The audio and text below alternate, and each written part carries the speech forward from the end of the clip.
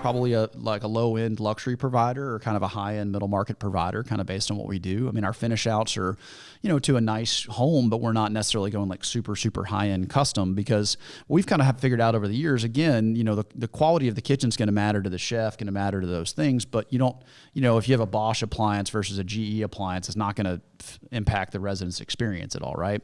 So no, I agree that the cost savings are there. I mean, I think the thing that probably from the developer hat that should be obvious but should be stated is that a lot of people are focused on these MSAs where, it's urban infill projects or small acreage and we're going vertical, right? Obviously vertical construction is a lot more expensive, so that's another cost savings, but we're land intensive, right? So 96 beds on, say, 6 acres of use and maybe a 10-acre site, that's not a lot of beds for the acreage, right? So we have to be in markets that are secondary and tertiary because we need to be able to find 10 acres, 6 acres that kind of fit our model.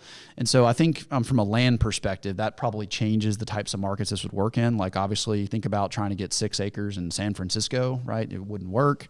It wouldn't work in a lot of markets, or the land would be so expensive that then you'd be erasing. So you really got to do this in markets that we see as underserved, right? So you can go around Dallas.